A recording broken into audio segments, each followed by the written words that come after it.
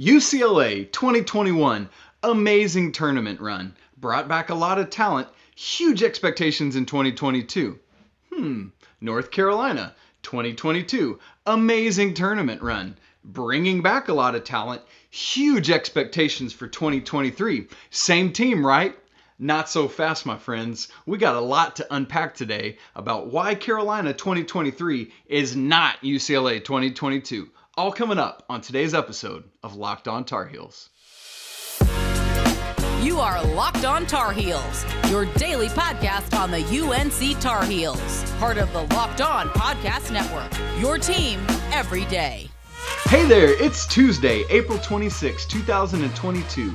Welcome into the Locked On Tar Heels podcast. I'm your host, Isaac Schade, beat writer for Sports Illustrated's All Tar Heels site. And I want to thank you for making Locked On Tar Heels your first listen every single day. Please remember that we are free and available anywhere you get podcasts. And for those of you watching on YouTube, hey, thanks for making this the first thing you watch today. Go ahead, if you would, subscribe, hit that like button, and ring the bell so that way you know anytime a new episode of Locked On Tar Heels drops. By the way, for those of you that are watching, you see that I am not alone today. There is a wonderful man here with me to my right. And this, ladies and gentlemen, is none other than Pac Kilby. Pac, so great to have you here. Man, welcome into the show. Thank you so much for having me, man. Just the opportunity to talk Carolina basketball is awesome. Could do it all day long, and so I appreciate you having me on. Absolutely, absolutely. So a little bit of background about Pac, and then I'll let him talk some about that. Pac grew up in Asheville, North Carolina, lifelong Tar Heels fan, but growing up, his family moved to Ada, Oklahoma, where he's lived in the Oklahoma City area most of his life, is a basketball coach at none other than a place called Hara High School. Hara High School, you might say. That sounds super familiar. Pac, why, tell the good people why they might have heard of Hara High School before. The hometown of number 45, Brady Manek, beloved Tar Heel. So it's awesome, man. So he's a hero in Hara, Oklahoma. He's beloved by everybody in Hara, and so to have that relationship with him and see how he's beloved by Tar Heel Nation now is it's so cool. That's awesome. And so Pac and I have developed a relationship over the last several months, talking throughout Carolina's incredible run this past season and talking all sorts of stuff from just game theory to X's and O's and just our love of the Tar Heels and all of that. And so it made sense. Part of what we've been talking about lately is some of this UNC 2023 versus UCLA 2022. And I thought, man, what a great time to bring Pac in, Coach K in for the first time. Not that Coach K. This is Carolina's Coach K. Deal with That's that. Blue Devil Nation, brotherhood, whatever. And so we're just going to dive right into this today. You guys will get to know Pac more as the days and years and months go along. But here's how we're going to set this up. Pac and I sent back and forth this tweet from Kevin Sweeney at CBB_Central on Twitter. Now, full disclosure, Kevin is a Sports Illustrated guy like I am, and so love and respect most of the things he does. But I'm going to say, and Pac, I think you would agree, this tweet was a little off base. So let me read it for everyone out there. He says this: North Carolina is now essentially UCLA from 2021-22. In March, no doubt they looked a part of an elite team, but had Baylor pulls it out, typo, in OT in the round of 32, does anyone have this team as preseason number one? I've seen and heard this narrative so often now. I heard this on another podcast the other day. Somebody talking about heading into this year with the core four, I've been calling them now, returning, and said if Caleb Love comes back, Carolina would essentially be repeating a scenario from a season before with a not-so-veiled nod to UCLA. And so that's what we want to begin unpacking today. So Pac, let me get your thoughts on it first and foremost as we start to look at UCLA 2022 versus Carolina 2023. Yeah, well, I've also noticed Jeff Goodman. He's tweeted the comparison out. Yes. And even Rob Douster. So a lot of the national media has been all over this UNC versus UCLA comparison. And I find it really interesting because, as you and I have talked about, and I'll relay, the analytics of it show that North Carolina and UCLA are totally different. The offensive philosophies that both teams scheme out and that they use are totally drastically different. The roster makeup is different, and that's one thing that stood out to me early is guard play is such a huge deal in March, and guard play wins you basketball games in March, and Carolina has that, whereas I feel like UCLA, Tiger Campbell's obviously a great player, but we have a two-headed monster in R.J. Davis and Caleb Love, and that goes a long, long ways in March. And so yeah, absolutely. Nobody's matching that, right? Like UCLA's run was so much of Johnny Juzang just getting hot. and I mean, like you said, you got Campbell and Jaime Jaquez is mixing into that.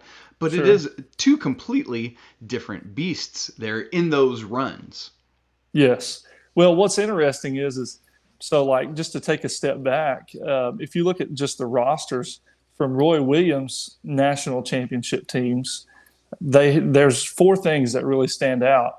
And it's interesting because the core four, as you call them, they have these four things. And so when I broke it down, the four things were, first of all, I've already mentioned, great guard play. North Carolina has, traditionally, whether it's Dean Smith, Roy Williams, or Hubert Davis, we've got great guard play. The ability to shoot the basketball.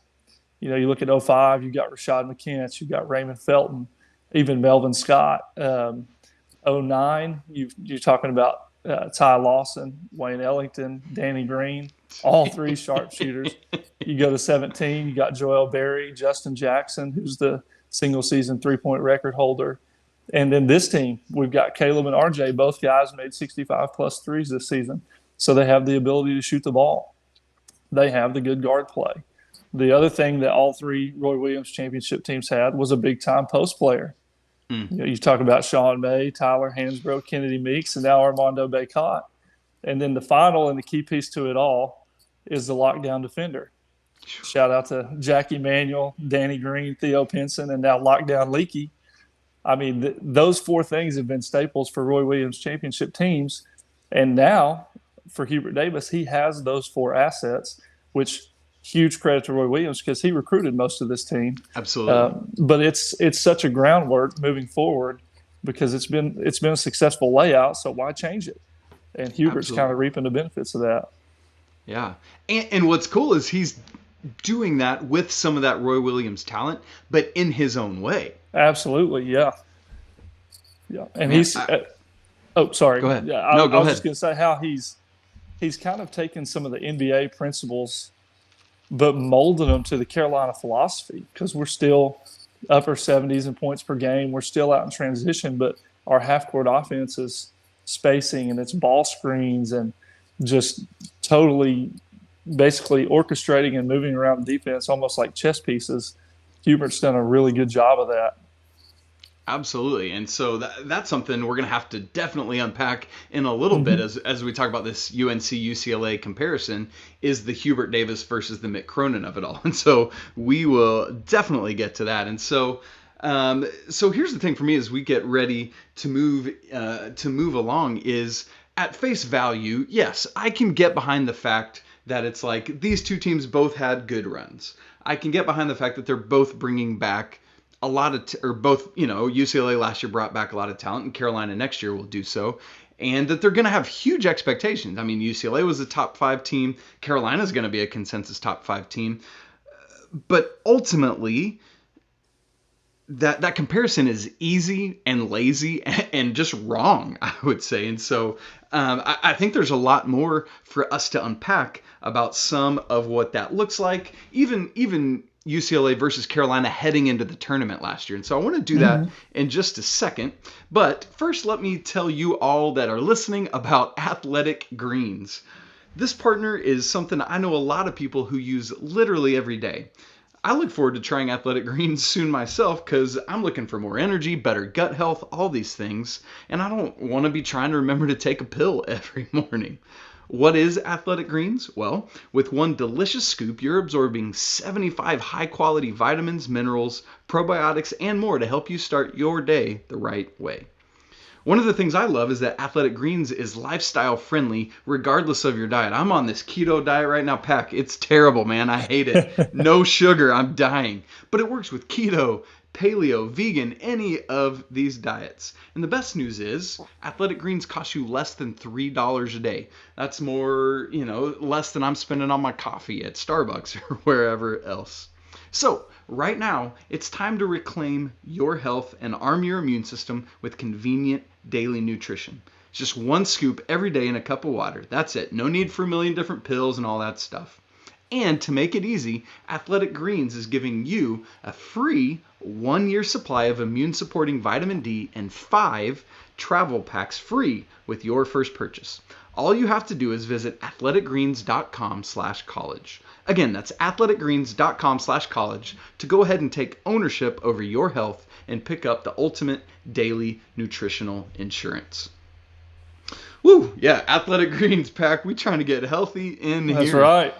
And you know what else is coming up this week? On Thursday is going to be the beginning of the NFL Draft, and Locked On has you taken care of there as well. For the first time ever, Locked On is hosting live coverage of the 2022 NFL Draft from our studios in Dallas. It's going to have pick-by-pick analysis from our local team experts and gurus. So tune in all 3 days as our draft team guides you through every pick and every trade in real time. It all starts this Thursday, April 28th, 7 p.m. Eastern Time, available on the Locked On NFL YouTube page and on the Odyssey app. Make sure to tune in and find out where Sam Howell is getting drafted. Let's go with that noise. So, Pac, as we get back into this, I even want to talk about another place where I think these comparisons were a little bit off or wrong. Heading into the 2021 tournament, looking at KenPom, UCLA was 45th, and so they were like way out of the mix. As we know, they had to go play in Dayton in the play-in game as one of the last 4 in, had to come out of that first 4, right? And they did eventually finish 15th at KenPom, but they were nowhere near things heading into the tournament. Carolina, on the other hand, 2022, they're ranked 30th at KenPom coming in. And I know that's decently close, 15 spots apart, but they are a fringe top 25 team heading into this year's NCAA tournament. Or how about this? All right, you and I remember, I'm sure everyone listening remembers, that painful loss, Pittsburgh at home, February 16th, right? At that point, people are jumping ship, people are getting in the rowboats, it's over, it's done. We've talked about this here on Locked On Tar Heels, and so you might remember this, but if you go to barttorvik.com, that's one of the great analytics websites where you can look at looking at a specific amount of time and how teams rank over that. And so if you funnel the rankings from the weekend right after that Pitt game all the way up through the end of the season, Carolina was 3rd in the nation over that final 6 weeks of the season, behind only Kansas and Texas Tech. Honestly, even the majority of that time, if you just take it back to the heading into the Final Four games, Carolina was the best team in the nation. They were ranked ahead of Kansas and Texas Tech in those 6 weeks. And so even from that kind of aspect, I think that the comparison is lazy because the Tar Heels had been operating at this higher level for the final 6 weeks of the season, whereas UCLA, legitimately for them, it was just an NCAA tournament run. What are your thoughts there, Pac? Well, first of all, my first thought when you read that stat, which was my first time hearing it, what a testament to Hubert Davis. I mean, I know we're going to touch on Hubert Davis and Mick Cronin later, but how he adjusted his scheme and his motivational tactics to reach this team and to get buy-in and to put them in positions to succeed. I mean, just unbelievable job by him. And not only him, but his staff just did an awesome job. And I know we're going to touch on that later, but absolutely. when I first hear that stat, that just rattled my mind a little bit. But it's awesome to hear that because I haven't checked that website out. But what I did have down was the KenPom, which I've used a lot. And North Carolina led. There's 8 major statistics in the KenPom, and North Carolina was ranked higher in 5 out of those 8 than UCLA was. And one of the interesting things that I wrote down was that they were ranking higher in opponent offense that they were facing and opponent defense. And I really and truly believe, I know that the ACC took some flack this year, but the NCAA tournament kind of put that narrative to bed. And so I think the schedule that they played, and not only the ACC schedule, but the non-conference schedule, Carolina's always played a tough schedule. The schedule that they played put them in a position to where they were going to have to grow. And, you mentioned the Pitt loss. You could mention the Wake Forest loss or the Miami loss, but they had positions or were put in positions where they had to grow, and they did just that. And so that in itself. Coach Davis thanked John Calipari for beating them. He did, yes. At the time, I was thinking, I'm not sure about that, but what do I know?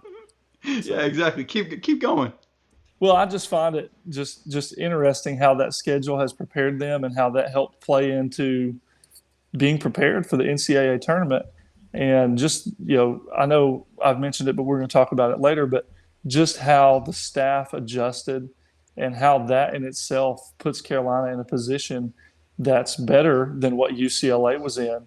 And a lot of, I think, Hubert Davis's adjustments dealt with analytics. And you can really look at that by looking at like 2-point field goal attempts and percentages and points per possession. If you don't mind if I go into that real quick. Absolutely. Do it. Go. So UCLA, right, they took a 2-point field goal attempt on 69% of their possessions, which is nearly the highest in the country. And, for those of you listeners that aren't analytics nerds like me, basically a mid-range jump shot is the worst shot in basketball, point per possession wise. And that's really the target goal offensively is you're looking at points per possession. And what you want is layups, free throws, and catch and shoot threes. And so UCLA is running a lot of pin downs for Juzang and for Jaquez and Tiger Campbell, and those guys are catching and shooting and facing up in the mid-range. And not to take anything away from them, they're really good at that. But they only shot that at a 49% clip, which is less than a point per possession. But if you go look at North Carolina, who's a lot more analytically friendly, especially now under Coach Davis, who's really done a good job of eliminating mid-range from the offensive scheme altogether, North Carolina's at a 1.08 point per possession, which is really, really good, and it's really efficient. And so that in itself is just it's comforting for Tar Heel Nation. You can know analytics are on our side, and that this comparison, just based off that alone, is in favor of the Tar Heels. Absolutely, yeah. Man, it's just and sure, Carolina's I'm sure some people listening are thinking, well, I feel like I see RJ Davis take some mid-range shots. Yeah, you're gonna see that occasionally, but this team is really utilizing those analytics well of inside to Bacot or to Brady this past year, or getting like RJ or Caleb getting downhill to the rim, or getting good looks from outside, or, as you said, the free throws being the third of those. This is the second best free throw shooting team in Carolina history. I mean, come on, And so what else are some of those numbers you're looking at, Pac? Well, interestingly enough, North Carolina shot the 2-point field goal attempt at a 50.1% clip, which is actually better than UCLA's. But when you just look at 2-point field goals, that's not just mid-range jump shots. That's attacking the basket, and that's Armando Bacot around the rim, he's highly efficient, which we all know. So that tells me that North Carolina's taking the right shots. If you're shooting mid-range jump shots or 2-point field goal attempts over 50% clip, you're still above a point per possession, and you're taking the right shots, which is a testament to our players, especially in the second half of the season. You look at Caleb Love, he really unlocked his game as far as getting to the basket and being a threat there. And, RJ at point guard, he became somebody that was just turned it on and was spraying the ball everywhere, and we're getting people the right shots. And Brady is highly unselfish. And so anyways, North Carolina's taking the right shots. But another stat that really stood out to me and is obviously huge in analytics or just in basketball in general was rebounding. which we all know that's a staple in North Carolina basketball. It has been forever and will continue to be. But it's huge for winning basketball games. Well, North Carolina was among the top in the country. They were averaging 41.2 rebounds per game versus UCLA, who was 36.3 rebounds per game. And, 6 rebounds doesn't seem like a huge difference on paper. 6 rebounds is a huge difference. And so there's a lot of things about North Carolina and the way that they play that differ from UCLA and make me confident in the fact that they are set up for success way more so than this 21-22 UCLA team was. Yeah, absolutely. I love that. And you're spot on. I mean, even the way Carolina converts those second chance opportunities, not, the 6 rebounds themselves are great, but what does it matter unless you're putting it back in the basket? And, right.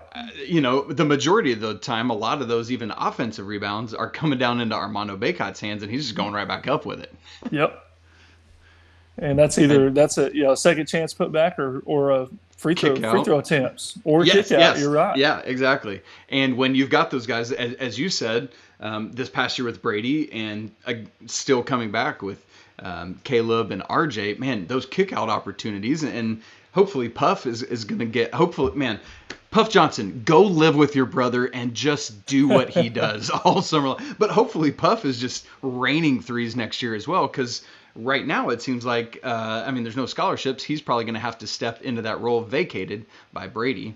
And obviously we'll see and learn and talk a lot more about that this offseason. So, Pac, any other stats that you wanted to share before we move here in just a minute to talking about the coaches? I think I pretty well covered it all. One of the things that I did want to mention, I found this is the numbers geek in me. I thought this was interesting. We talked about UCLA is a lot more mid-range heavy versus North Carolina's 3-point attempt heavy. North Carolina took 916 threes this year and shot it at a 36% clip versus UCLA, who took only 671 threes this year, but they shot it at a 35.5% clip, which is nearly what North Carolina shot at. And it just amazes me. And it is, I guess, kind of a testament to Mick Cronin not being an analytically minded person. But if you're shooting them at a 35% clip, you better shoot more of them. And they just didn't do that. And so I found that really interesting. Yeah. You're missing out on basically 100 free 3-point. If Carolina's shooting 300 more essentially, and you're making 35% of those, that obviously it's rough math, but that's 100 3-pointers that you could have made just by getting it up there more often. Absolutely. And with those rebounds and those quick guards, who knows who's going to be able to track down some offensive rebounds. So that's a great stat. That's a great pull, Pac, and a great way to end this segment of talking about more the analytical analysis of these two teams, which speaks to a lot of who these coaches are and what they do. And so we're going to move more into Hubert Davis and Mick Cronin and their coaching staffs in just a minute. But first, let me tell you all about Bet Online. BetOnline.net is your number one source for all your betting stats and sports info. Find all the latest sports developments, league reviews, and news, including this year's basketball playoffs going on right now. I was just watching the Mavericks a minute ago. Theo Pinson's going crazy on the sideline. It was great. And the start of the Major League Baseball season. My Braves are struggling. They haven't won a series yet. Just got to get Acuna back. Come on. All right. BetOnline is your continued source for all your sports wagering information, from live betting to playoffs, esports, and more. Head to the website today or use your mobile device to learn about all the trends in action. BetOnline, where the game starts.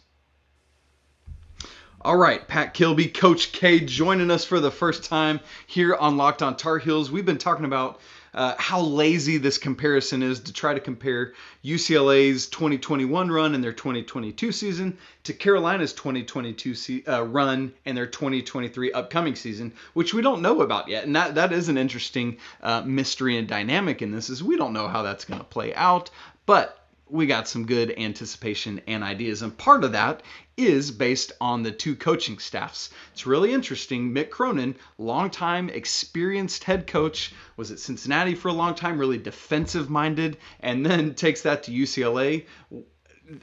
Let's be honest, UCLA bungled that entire coaching search, and he was about their 87th choice to land the job. But he's there, and he's done a really good job. And then Coach Hubert Davis, man, what a wild change in expectations for him from year one to year two, where year one's like, hey, just take this talent and maybe make it to the second weekend of the tournament, to now they're going to be number one preseason, probably just about everywhere, if not top 2 or 3. And having expectations to make it not only to the second weekend, but back to the Final Four, which is a whole other thing. We talked about that on Monday's episode of Locked On Tar Heels. You just can't have those type of expectations in an NCAA tournament style thing. Let's not worry about that right now. Let's talk about these two coaches. Pac, what do you got? Well, the first thing I wanted to point out was that I find comforting as a Tar Heel fan is that Hubert Davis had a front row seat with Roy Williams for a redemption tour already. Oh, wow. Yeah. Which is really comforting because he knows, I'm sure there's a lot of buttons that have to be pressed in that head seat that he watched Roy Williams press. And I'm sure there's a lot of motivation that goes behind it. And so he's been there and he's done that, and he got to experience that once already. And, a lot of people have mentioned that Carolina's going to have to replace Brady. And they are. There's no question about it.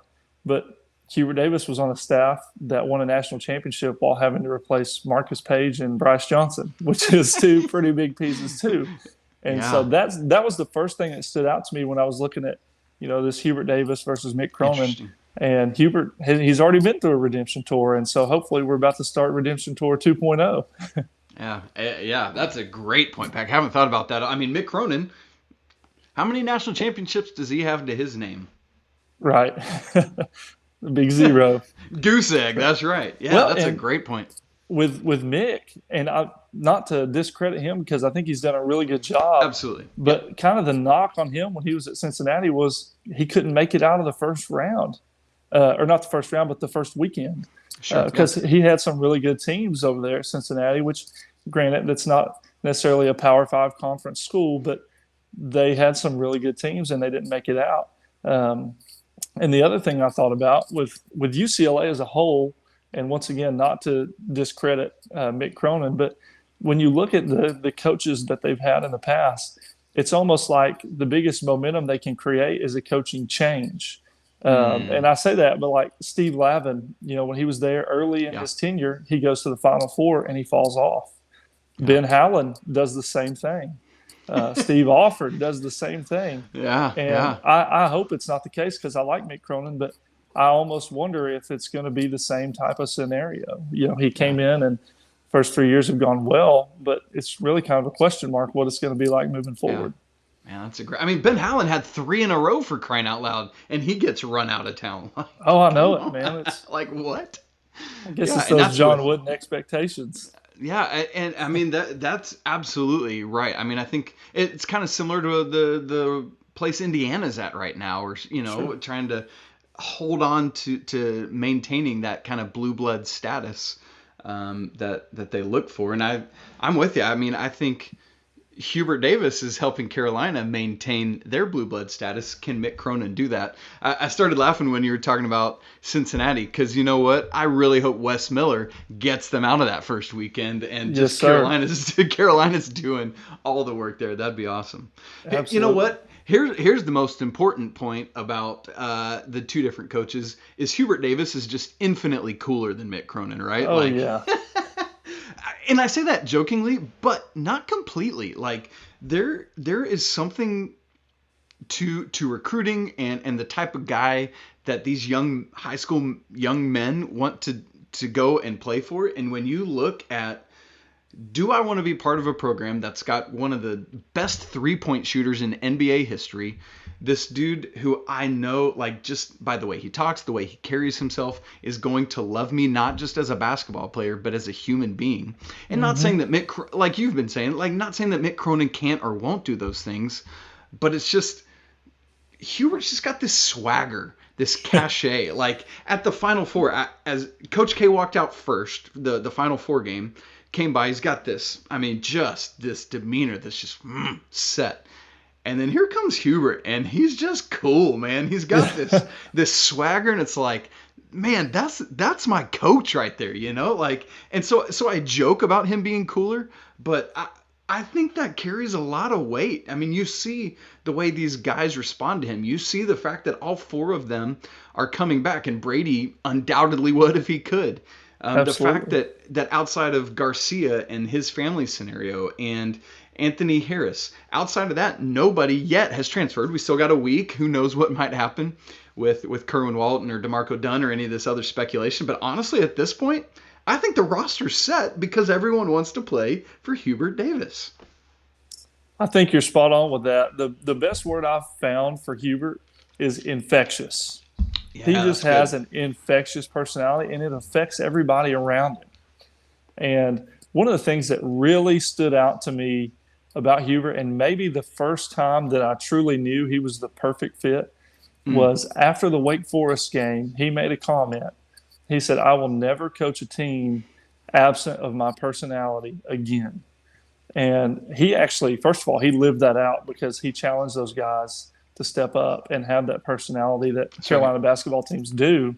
But he just, man, he brought it out of them in a way that, in almost a turnaround, I guess, in a sense, in a way I've never really seen before. And so he's just infectious, and that's been proven time and time again by just the way that he's got these guys to buy in, the way he's grown them as individuals, but also players. And just on the run we went, and golly, the live game interview when he was on the court and he was saying, "It's live action out here, Tracy." I mean, that's infectious in itself. That's just it's him in a bubble, and it's awesome as a Carolina fan to know that guy is our head coach. Yeah, absolutely. And he carries, like, I love that word. That's a great word choice because, like, I think it might have been you that said this to me the other day, is like, he's got some of these same Roy Williams, like, getting all down on the sideline and into a stance. And I'm like, man, suit Hubert Davis up, let him rain threes and get all up in guys on defense. Like, yeah, he's all in, and it's so fun to be a part of watching that. Absolutely. And if you don't mind if I touch on that, Go ahead. He has some Roy Williams as far as his mannerisms on the sidelines, but he has so much Dean Smith in him in the way that he gives all the credit to the players. I mean, he's so good about giving them all the praise. And, you know, I listened to his final podcast with Jones, the Insider Carolina, and he just had a great line in there. You know, they kind of mentioned that he had won 2 National Coach of the Year awards. And he basically said, in North Carolina, we point to the passer. And this is me pointing at our players, saying that this award is because of them.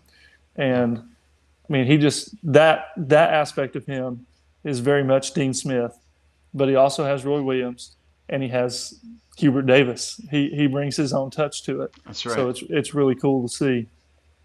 So he connects to the past of Carolina basketball, but he's leading them into the future, and there's nobody else better or more equipped to do that. That's right. That's exactly right. Whew. Well, Pac, I know we're getting short on time. Is there anything else you wanted to say just about these two coaches or anything they bring? Well, I did want to mention, I wanted to touch on this real quick. You know, before Hubert became the head coach, he was obviously he was an assistant, but his role was largely player development. And I find that to be a really key piece this year with a lot of the talk about Puff, which we mentioned, Dontrez, DeMarco Dunn, Kerwin, some of the incoming freshmen like Seth Trimble or Jalen Washington. And so anyways, basically the big question mark is who's going to fill Brady's role. I don't know that any one person does it. I think they do it by attrition. But the thing that really comforts me is that Hubert Davis is a great player development guy. I mean, he knows how to develop them. And I also want to give credit to the staff. Jackie Manuel is phenomenal at player development, and I think he was kind of brought on to replace Hubert's role in that aspect. But Jeff Lebo, and I got to watch a practice this year, just the job he did with guard play and the development we saw between Caleb and RJ, it just comforts me to know that although we had a special run this year, those guys are getting worked and they're getting developed, and they're going to be better players next year because of who they play for. And so that's going to be all the difference. And hopefully losing the national championship versus coming back and cutting down the nets, I think that's going to be a key piece in it. Man, that's good. That's good. And man, I love it. It's just so cool to see the Carolina family coming together, all these generations, all part of this coaching staff from Sean May all the way back to earlier. And it's great. And you know what? All that said, UCLA ain't got nothing. We love you, John Wooden. You're one of the greatest coaches of all time. But 2023 North Carolina definitively is not 2022 UCLA. So get out of your lazy takes, national media, and get on our level. Let's go. Man, Pac, it's been so great to have you on. Look forward to having you more. Thanks so much for all your insight and research and thoughts today on this little compare and contrast that we had. Yes, sir. Thank you so much for having me on, and go Heels. Go Heels. Speaking of which, that is it for today's episode of Locked On Tar Heels. Please, if you would, go subscribe to the show wherever you listen to podcasts. You can follow the show at Locked On Heels. You can follow Pac at Coach_K23. Go find him, give him a follow. As always, you can follow me at Isaac Schade. ISAACSCHADE. It's weird, and I know, and I'm sorry. Coming up on tomorrow's show, on Wednesday's show, had the opportunity to sit down for an interview with women's lacrosse player Jamie Ortega. Like, unreal. This woman is a stud, and you need to make sure you tune into that one as the ladies get ready for the ACC tournament coming up this weekend. Redemption tour of their own coming up. They're going to get a national championship. I believe it. So thank you so much for making Locked On Tar Heels your first listen every day.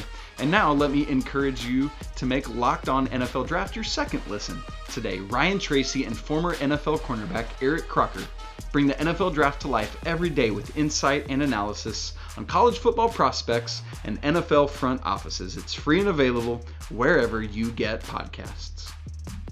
Thanks so much for spending part of your Wednesday hanging out with me and Pac, talking Carolina versus UCLA. You know who's coming out on top. You know why? Because it's always a great day to be a Tar Heel. Right, Pac Kilby? Yes, sir. You know it. Hey, guys, until tomorrow, peace.